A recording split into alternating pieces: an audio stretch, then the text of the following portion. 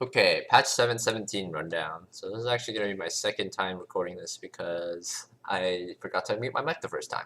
So Orange chain, I'm not going to comment on Orange. So Draven, Adoration stacks lost down, up, base gold, champion kill down. So this is actually a really interesting nerf to me because it feels like Draven's like peak of power in solo queue has already passed. He was never really a thing in competitive anyway, so it doesn't really apply there.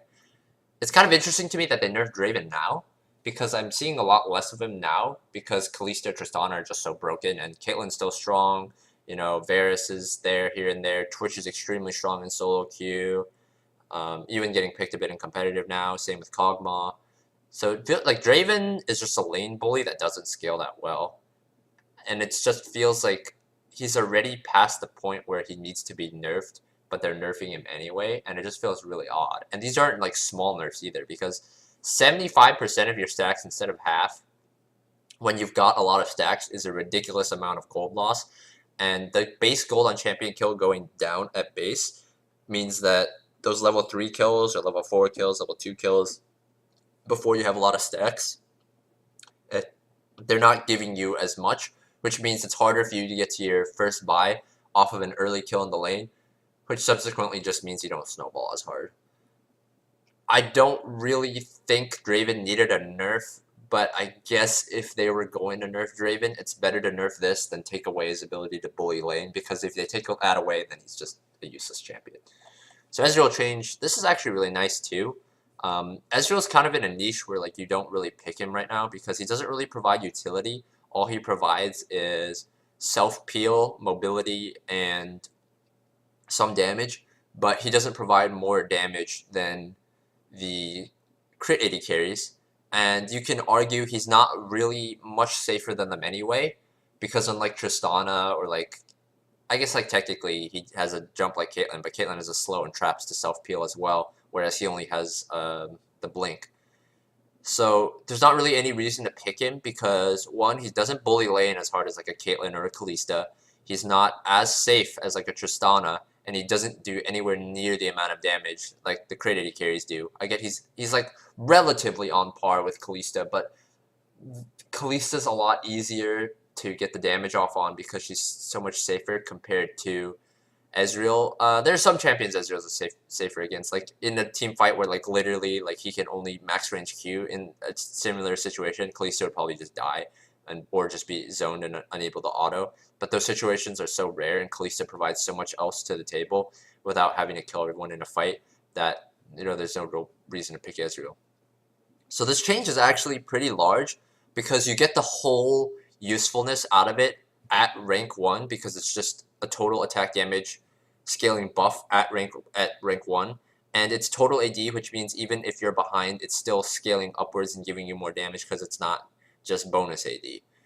And the thing is, that 0.15 ratio is applying on every queue, like every single queue, and just think about how much you queue as Ezreal. You know, when you're queuing minions, you're queuing in lane for harass, you're queuing in team fights, plus 0.15 total AD on all of your queues is actually pretty huge.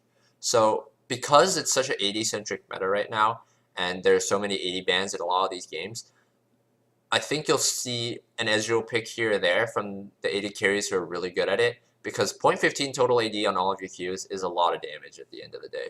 I'm really glad they changed him this way, rather than trying to push him into like a niche that he wouldn't fit, like, I don't know, like reworking his W, or just like giving his W a buff that would end up changing nothing, or making his E an even lower cooldown at like rank 5, which would make him like absolutely ridiculous, because any lower and he's like queuing and then Eing, queuing and then Eing, and then it just turned him into like the same playstyle. Well, not the same, but too similar to Lucian, I feel.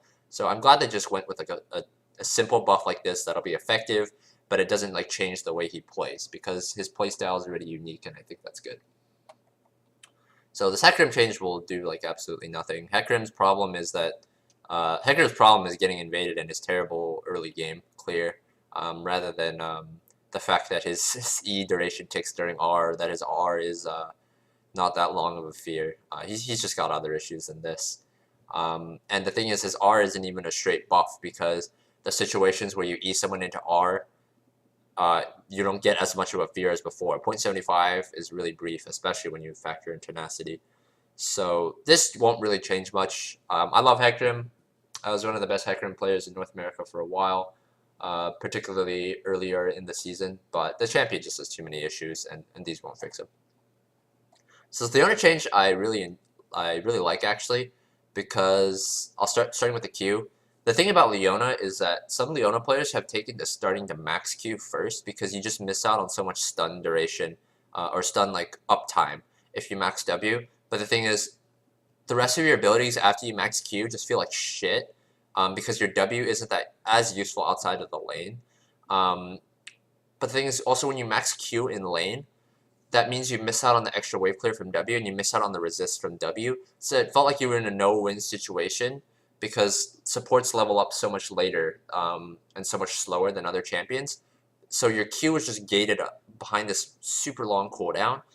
But like if you maxed it, then you missed out on all these benefits from W that are most useful in the lane. So Leona players just kind of felt handicapped, like, do I just take the L and max Q, or do I take the L and max W? But now, like, it's a 6-second flat, you get it at rank 1, you don't have to worry about that anymore. You can just safely max W without feeling bad about it. As far as the sunlight duration change, I think this is fine, because most of the time, the way you combo with Leona, you only really get 1 sunlight proc off, maybe 2. But in the cases where you're going to get 2 off, the duration going down will not really change it here, because you're getting it, like, you get it right after the EQ stun, and then you'd proc, like, someone will proc it, and then you'd R, and then you'd get the second proc. And in any case where that's happening, this mark duration change doesn't really change it. So that's good. And the damage going up, so she got extra burst in lane, so she can actually punish range supports, is exactly what she needs. The buff at level 18 doesn't really matter that much, because most of the, like, I guess technically in a team fight, if you've got AoE and you're proccing it on multiple people and someone can proc it off your AoE, it's nice, but most of the time the damage isn't too significant later on in the game, and like I said earlier, supports don't level up nearly as fast as the other champions, so that's not that big a deal. But this Q change is really nice. I'm glad they didn't put it at 5 seconds. I actually think it would have been too oppressive if they put it at 5 at all ranks. I think 6 is a good compromise, though. I would have maybe even thought they'd do it at like 7, but 6 is really, really nice, because supports get a lot of CDR too. So the second you factor in like CDR, like, that's a lot of stun. So Maokai change is not really a big deal. So the Urgot change, these are nice. These are all nice changes. Don't get me wrong, but Urgot's problems go like way deeper than this, because one, he fits a niche that other champions just do better, like range bully top laner. Like, why don't we pick Jace? Why don't we pick Gnar? Like, he doesn't really punish hard enough. He is extremely easy to gank, and the thing about his W this W change is the biggest one, because a lot of time you'd go on someone and then your W, like halfway through killing someone, would just immediately just switch targets for no real reason, and you'd miss out on a kill, and it's the most tilting thing in the world.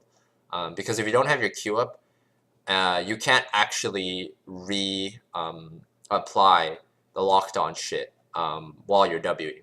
So the fact that it'll stay on to who you're locked on is really, really nice.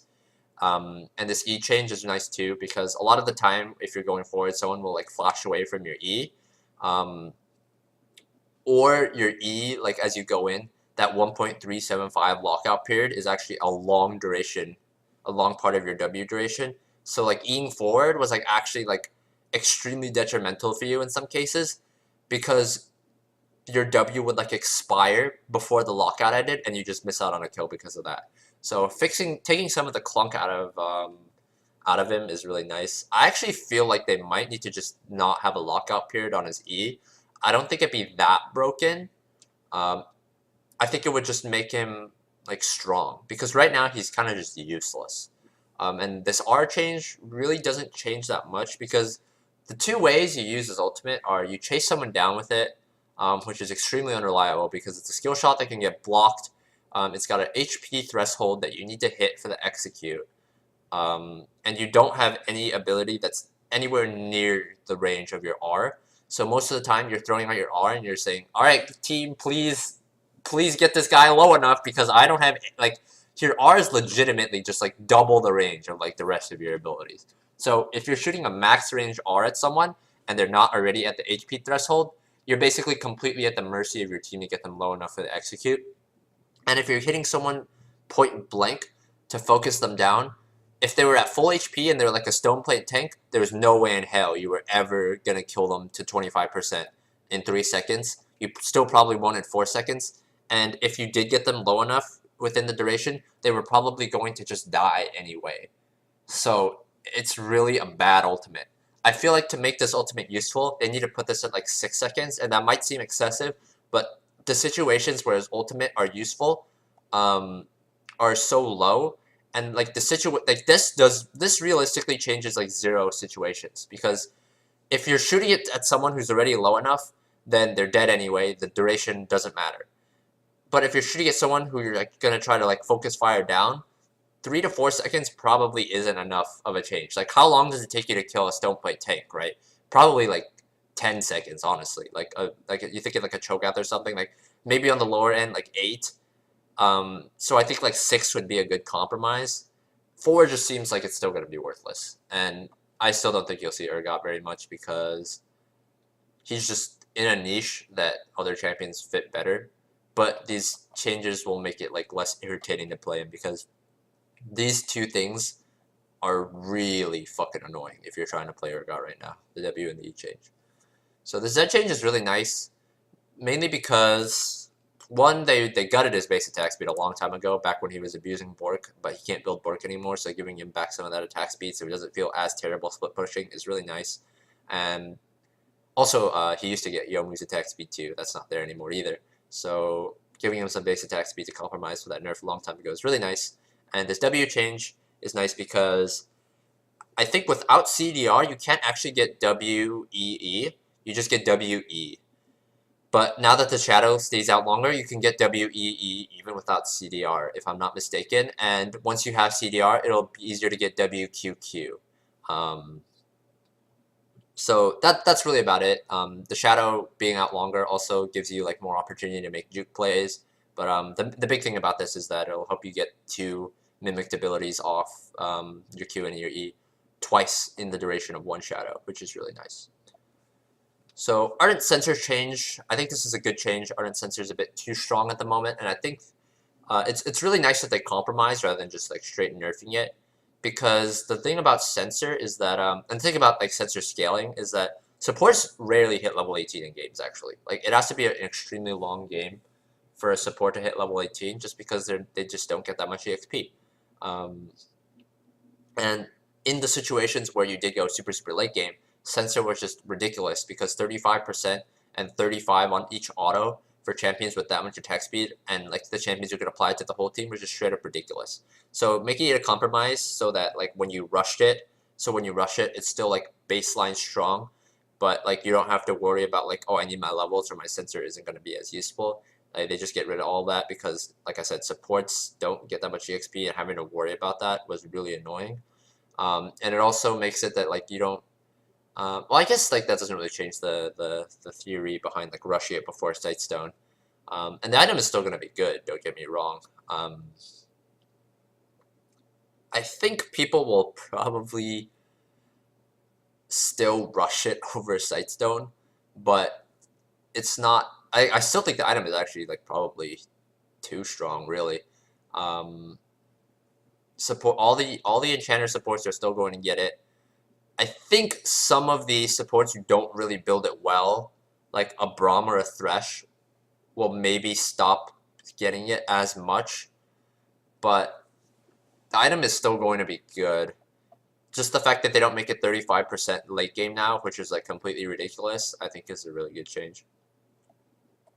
The Center Hulk change, just a bug fix. More than anything, this is a nerf to Cho'Gath, which I think is nice, because Cho'Gath jungle is extremely annoying, and any less true damage he does is a welcome sight.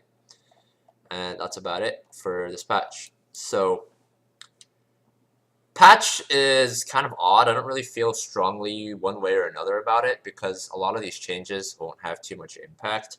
I don't really like the Draven change. I think the rest of the changes are fine. I feel like they could have made Censer. I think they could have made a more impactful change to Censer, but I guess this close to like Worlds, they don't want to like make anything too crazy. What's probably interesting a lot of people, or like angering a lot of people, I might say, is the fact that there's no like Janna or like range support nerfs. But I actually don't disagree with that because I feel like there's a pretty good balance in the bot lane right now between like range versus melee supports, depending on your comp and stuff. Although like it's starting to get a bit more skewed towards range supports at the moment. But nerfing like range supports while the same patch you're nerfing Censer could potentially just destroy some champions. So I'm glad they're at least waiting one more patch before hitting the range supports and waiting to see how the Censer change impacts things. Although personally, I don't feel like it'll change that much. So that's about it. Yeah, like I said, don't feel really too strongly one way or another about this patch. Excited to see how Ezreal and really just Ezreal. I don't think you'll see many more of these champions, you know? Like, I don't think you'll see Urgot. You'll see Zed in the same situations as before. Maokai's the same. No, you won't see any Hecarim. You still won't see any Draven. I guess it'll be less annoying in solo queue.